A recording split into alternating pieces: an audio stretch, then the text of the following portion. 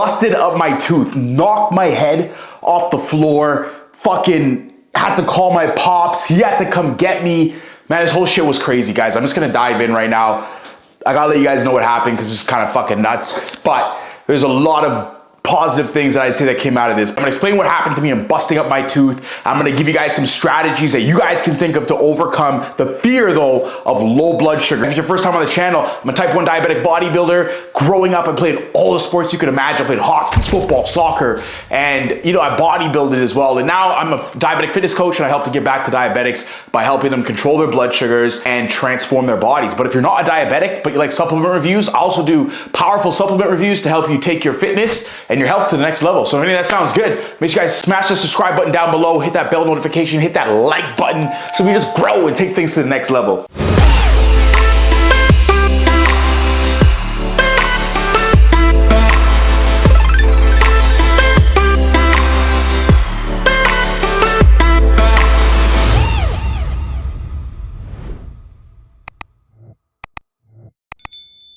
I'm 12 years old. I'm at my house. I got a hockey game in like 4 hours, but I'm at home. I'm getting ready. Low blood sugar starts kicking in. I'm starting to feel shaky. But honestly, back then when I was like 12, 13 years old, I was kind of like, you know, I was getting used to it and I was kind of like, whatever. I'm feeling the low blood sugar, I'm getting the tingle, but I'm like, whatever, I'll put it off. Then I'm starting to get a little shaky, but I'm like, let me finish what I'm doing. Then I start getting the twitches. When you start getting the twitches, it's fucking over. Like you start doing shit like this, you know it's fucking over. And that's what happened to me. And then I'm like, okay, maybe I should get the sugar now. So as I'm going to get the sugar, all I remember is I was standing up and then I was literally on the ground. And I'm wondering, how the fuck did I go from standing up to on the ground? I realized I passed out, blanked out, boom, smashed my head off the floor, chipped my tooth right in half. I'm like, fuck, because now I got a hockey game, but I'm still kind of like tripping out. I go grab juice from the fridge, got a busted up tooth, drinking the juice down. Obviously, it spiked my blood sugar. Called my pops. Crazy thing is, he had to take me to the dentist. We got a filler in, fake tooth. So that's how I got my fake tooth. And I still have it to this day, which is crazy. Maybe I'll do like a gold plate or something like that. Just something a little different. What do you guys think? You guys think that look good on me?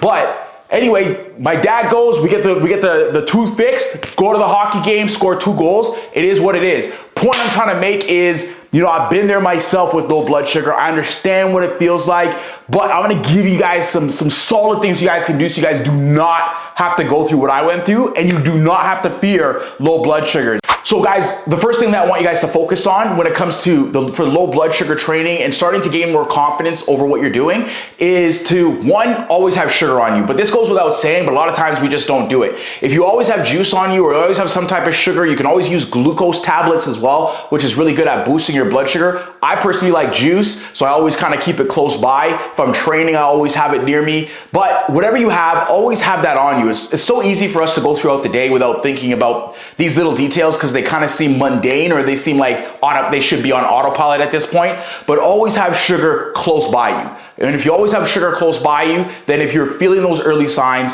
you can go ahead, have the sugar to boost the blood sugar back up. And keep in mind that if you still have insulin on board, let's say for example, you had insulin and it was like 30 to 15 minutes ago and you had 5 units of insulin to bring your blood sugar down and you're crashing, you're gonna need more sugar to boost that blood sugar back up than less because you still have about an hour of active insulin left on board. Remember, the peak time of short-acting insulin like Novolog or Novorapid and Humalog is an hour to an hour and a half, meaning that's when it's at its max capacity. So underneath that time frame, if you still have some on board, let's say that you just took that shot and you're 30 minutes deep and you have another hour to go before it hits its peak time, then instead of having maybe 20 grams to 30 grams of juice, you might need about 45 grams of juice just to offset that so your blood sugar comes back up to balance, if that makes sense. Something to consider. The second thing you guys want to focus on as well is you want to make sure that you are being intuitive with your body, not relying too much on machines to tell you how to feel. For example, if you're on a CGM and your CGM is reading like a 55, you could actually be a 30, or you could actually be a 90 or a 70. Sometimes there's some variance there, but the one thing that doesn't lie is our own body. And so if you take the time to really be aware, and as hard as that might be in a low blood sugar situation, just think what led to that. How did you feel initially? Some people, maybe you're just getting a tingle, maybe you're just getting a tingle in your earlobe. I don't know. Maybe that's the first sign that you personally feel. Or then second, maybe you feel a little lightheaded. Third, you start feeling overly hungry, overly irritable. Then you start getting the shakes. You went through a line of feelings that happen when leading to that low, that if you weren't necessarily being mindful of or paying attention to, you could have bypassed the 4 and only got to the feeling that was right before you either pass out or something crazy happens. So it's important for you to be alert and being mindful of where you are in the moment as to when that blood sugar starts to tip. Consider it like going over a roller coaster. When you get to that peak of the roller coaster, before you're on the crash down, you might feel a little bit of anxiety, a little bit of excitement, a little bit of butterflies. But if you're not paying attention to that and you don't know what's gonna happen, then as soon as you go over that roller coaster, all of a sudden, that's when the butterflies, boom, they really kick in. And by that time, it might be slightly too late. Being more mindful of those emotion levels that you go through that make sense for your body can help you to get more confidence over that blood sugar in terms of where it's at and how to manage it and give yourself sugar according to how you feel. The third thing I want to say is if you're going to a low blood sugar situation, do not panic. This is important. If you're panicking in a low blood sugar situation, that can cause your blood sugar to nosedive even more. Stay calm. Know that you're equipped with all the right precautions to handle that blood sugar low. You've got your juice on you. You know your emotion levels, and so you know how you're feeling. Oh, you're starting to feel that low trickling down. Don't wait. Go after the juice. You know what I mean? There's no sense in waiting. You can always test the blood sugar after, or if you have a CGM, boop, you already know what's going on. But again, go on your own body's feelings a lot of times if you're getting close to that range. You know what I mean? And then from there, again, do not panic. Just take the steps necessary to handle the blood sugar low. Imagine like a firefighter. A firefighter in a situation should not panic. It might be challenging and difficult when the flames are going everywhere and you're trying to focus on what you have to do, but focus will help to get the job done. Panic will cause things to go all over the place and it will not lead to a successful outcome. And so you want to be able to calm yourself down. It'll calm how fast the blood sugar level is nosediving and allow you to put yourself in a position to be able to handle that low correctly and efficiently. And you're having a low number 4, if you can, then you want to go to an area where you have most padding. If you can, don't stand up if you're having a low blood sugar, if someone can help you. Grab some juice and sit down with your, you can always lean against a wall while you sit down, but to be honest with you, if you suffer from seizures, you don't want to lean against a wall. Go somewhere padding. If you can lay down on your bed or you can sit down on your bed, that's better, because if you kind of get a little bit of a twitch scenario, then you'll be able to, have the padding of the bed and a pillow. But anytime you get a pillow around you, that's always great. Just in case if you do suffer from seizures or those little flicks that happen if your blood sugar is super low, again, you want to make sure that you're sitting down.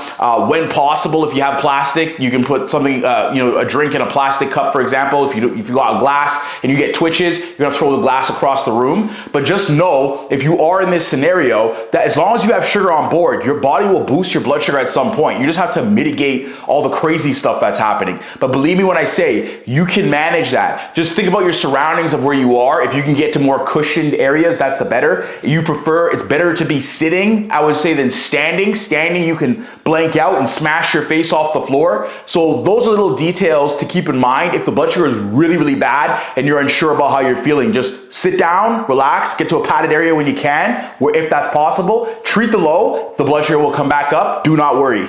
In order to help to improve these lows over time as well, gather what information you can, what actually led to that low blood sugar. That way you can keep improving to dial things in even more and reduce the amount of low blood sugars that you have. Maybe you need to change your insulin to carb ratio. Maybe it happens during a workout. Maybe it happens post-workout, meaning that you need to change your basal ratio needs post-workout, or change the insulin to carb ratio after 6 p.m. and see if that helps out. Or change the long-acting, depending on what you're on. So being mindful of what led to it can help to lead to less in the future while still being able to handle the low blood sugars when they come up. Your body will actually release glucagon when your blood sugar is low. Again, if you're a type 1, you've got the beta cells of the pancreas that are releasing, that don't release insulin, but your body still, from the A cells of your pancreas, release glucagon.